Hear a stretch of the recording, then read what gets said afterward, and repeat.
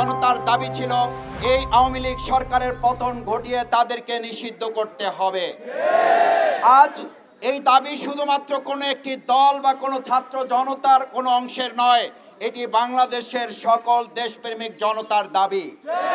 এখানে যারা এসেছে তাদের দলের পরিচয় বড় নয়, তারা বাংলাদেশ।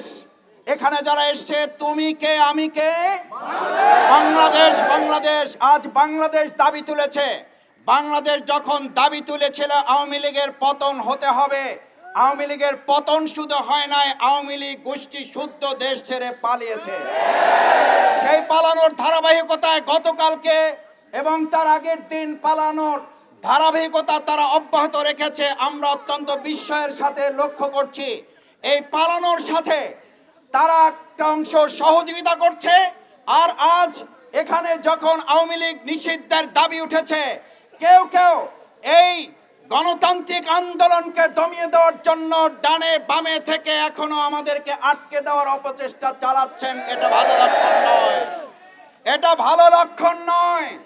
আপনাদের মনে থাকা উচিত, জুলাই আগস্টে আপনাদের গুলি এবং বন্দুককে উপেক্ষা করে এই ছাত্র জনতা বিজয় ছিনিয়ে নিয়ে এসেছে। ওই দিন যারা বিজয় ছিনিয়ে নিয়ে এসে তারাই আজ এখানে এসেছে।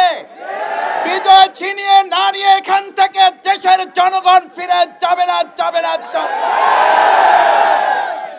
আজ এখানে রাজনৈতিক দলের নেতা হিসাবে বাংলাদেশ জামাত ইসলামী আসে নাই।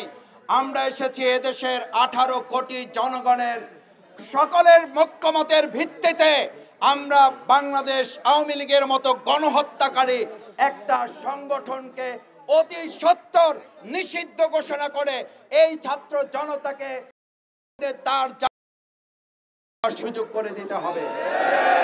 আমি খুব বিস্মিত হই, আমাদের কেউ কেউ বলেন এটি খুব স্পর্শকাতর জায়গা। আমি আমার ভাই বোনদের কাছে জিজ্ঞেস করতে চাই, এই যমুনার জায়গাটি যেমন স্পর্শকাতর, আমাদের বাংলাদেশের প্রত্যেকটি নাগরিককে স্পর্শকাতর না তারা স্বাভাবিক জীবন? প্রত্যেকটি মানুষ স্পর্শকাতর। মানুষের জীবনকে অনিরাপদ করে শুধু একটা ভবনকে নিরাপদ করা যথাযথ নয়। এজন্য অন্তর্বর্তীকালীন সরকার তৈরি করা হয় নাই। এটা ফ্যাসিস্ট সরকারের দায়িত্ব ছিল কোন একটা ভবন পাহারা দিয়ে গোটা দেশকে অনিরাপদ করে ফেলা। আজ আমি পরিষ্কার একটা কথা বলতে চাই, এটা জনগণের দাবি। জনগণের দাবির প্রেক্ষিতে আমরা আশা বর্তমান অন্তর্বর্তীকালীন সরকারকে যে ছাত্র জনতায় ক্ষমতায় বসিয়েছে, সেই ছাত্র জনতা দাবি তুলেছে অবশ্যই আওয়ামী লীগকে নিষিদ্ধ করতে হবে। আমরা আজকে দুপুর পার করতে চাই না, তার আগে সকল রাজনৈতিক দলমত নির্বিশেষে ডেকে অবিলম্বে আওয়ামী লীগকে নিষিদ্ধ ঘোষণা করতে হবে। সম্মানিত ভাই এবং বন্ধুগণ, আমিরে জামাত ডক্টর শফিকুর রহমান আপনাদের সকলকে জানিয়েছেন এবং এই আন্দোলনে গত রাত থেকে আপনারা যারা এখানে অবস্থান করছেন সফল না হওয়া পর্যন্ত আশা করে বর্তমান অন্তর্বর্তীকালীন সরকার সহযোগিতা করবে এবং ছাত্র জনতার এই দাবি বাস্তবায়নে তারাই এগিয়ে এসে ভূমিকা পালন করবেন। এই ছাত্র জনতা আবার জীবন দেওয়ার, আবার গুলির মুখে দাঁড়াক, সেটার জন্য অন্তর্বর্তীকালীন সরকার অপেক্ষা করবে, এটা আমাদের জন্য দুর্ভাগ্যজনক। সুতরাং ভাই এবং বন্ধুগণ, আমার সম্মানিত শ্রমিক ছাত্র, আজ এখানে আমাদের ছোট বাচ্চারা আবার নেমে এসেছে। আমি সাংবাদিক ভাই বোনদের কাছে অনুরোধ করতে চাই, আমাদের ভাইয়েরা, আমাদের বোনেরা, আমাদের ছাত্র জনতা, আমাদের জুলাই যোদ্ধারা, আমাদের শহীদ পরিবার, আমাদের আহত বঙ্গুত্তরা এখনো যখন পুনর্বাসিত হয় নাই, তার আগে বিচার সংস্কার সম্পন্ন না করে আবার আরেকটা ঠুনকো নির্বাচন সাথে তামাশা করতে দেওয়া হবে। কারণ এরকম নির্বাচন আমাদের অবশ্যই প্রয়োজন, কিন্তু বিচার এবং সংস্কার ছাড়া জাতির প্রত্যাশিত নির্বাচন বাস্তবায়ন অসম্ভব। সেই জন্য আমরা দাবি জানাতে চাই, অবশ্যই দ্রুত সময়ের মধ্যে ছাত্র জনতার এই দাবিকে সামনে রেখে আওয়ামী লীগকে নিষিদ্ধ করে বাংলাদেশের জনগণের দাবি বাস্তবায়ন করবেন, মাঝখানে যুবলীগ, স্বেচ্ছাসেবক লীগ আর এই সমস্ত ডালপালা কাটার ষড়যন্ত্র করে আমাদের এই ছাত্র জনতাকে আর ঘরে ফিরিয়ে দিতে পারবেন না। নতুন আর কোনো প্রহসন করার প্রয়োজন নাই। 8 মাস সময়, এনাফ ইজ এনাফ। পরিষ্কার বলে যাই, আমরা ছাত্র জনতা যেখানে নেমেছি পরিষ্কার বাস্তবায়নের জন্য। আওয়ামী লীগকে নিষিদ্ধ হচ্ছে এখন দেশের মানুষের 1 নাম্বার এবং সবচেয়ে মূল লক্ষ্য। এই লক্ষ্য থেকে অন্য কোনো দিকে আমাদের ডাইভার্ট করা যাবে না। আমি আপনাদের কাছে আহ্বান জানাতে চাই, আসুন আমরা ছাত্র জনতা জনগণের পক্ষ থেকে এই আওয়ামী লীগকে করে একটা নিরাপদ বাংলাদেশ তখনই করা যাবে।